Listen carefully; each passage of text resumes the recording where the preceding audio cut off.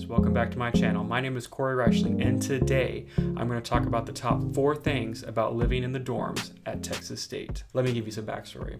So when I was accepted at Texas State, I was actually put on a wait list for the music program. That's because I auditioned later at Texas State in March, and they had already filled all the positions that they were offering, and so they put me on a wait list, and if anybody had dropped out, I was at the top of the list and I'd be moved in. Luckily, I was, but I wasn't accepted until May. So that meant that there wasn't that much dorm selection by that point, because most people apply earlier back in the fall, and then they already get accepted by the time, January, February runs around, and then they can kind of pick what they want. By May, it's really slim pickings by that point. So what did this mean for me? I only had a few dorm selections I could pick from, and so I just kind of picked one that was the closest to the music building. That dorm was called Smith.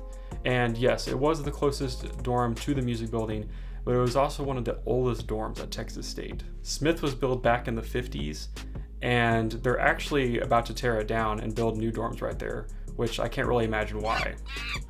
But on the other hand, one of my friends who I went to high school with also went to Texas State with me, but he got the dorms at San Jacinto, which were a lot nicer, and because he was a business major, they were pretty close to the School of Business, so it wasn't that far of a walk for him. This brings me to point number 2. Be prepared to walk.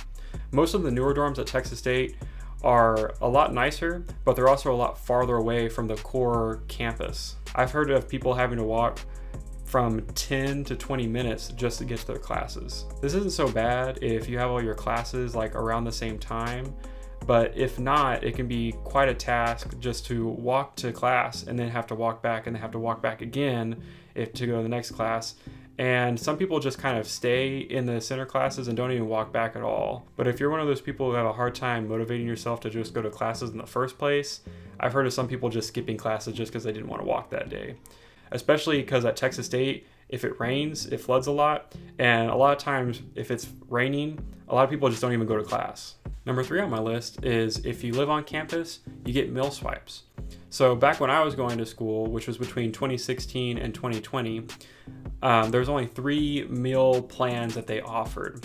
I had the middle plan, which was about like 150 meal swipes and I think like 50 to 75 Bobcat bucks. Bobcat bucks are just essentially a thing that allows you to pay for items that are kind of like in the little convenience stores around campus. I imagine maybe this was designed for parents who maybe didn't trust their kids with their own money, which I can't imagine why.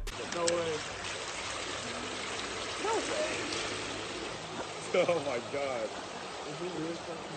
Yeah! Wow. Brig. Big Brig on him. Big. But anyways, it looks like now there's 4 different plans when I went to the website. There's a bronze, silver, gold, and platinum. Platinum looks like something that was not offered when I was there. It says unlimited meal swipes. Yeah, that wasn't an option. I think we just had bronze, silver, and gold, and I had kind of like the silver plan. But it looks like now the dining dollars are $300, $400, and $500, which is a lot more than what was offered when I was there. One last thing about the meal plans at Texas State, which is kind of annoying, is that they do roll over from the fall to the spring semester, but they won't roll over from that school year to the next school year.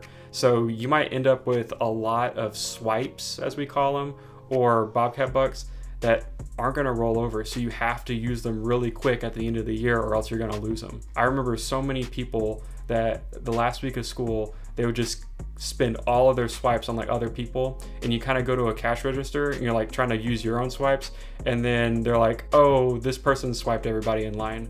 So you'd be like, now I can't use my swipes because they used all their swipes on everybody else.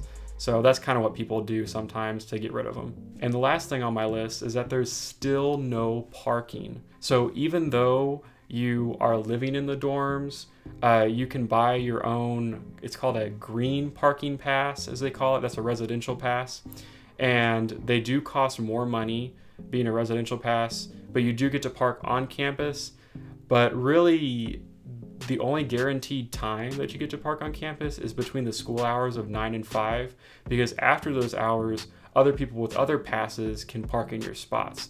So if you leave to go to like HEB or something and get groceries and you come back, you might lose your spot, which kind of sucks because you live there and you need to park there. So my tip to you would to just be strategic on the times that you leave and know that you might not get your spot back. So those are my top 4 things about living in the dorms at Texas State. You can check out my pros and cons video of Texas State up here.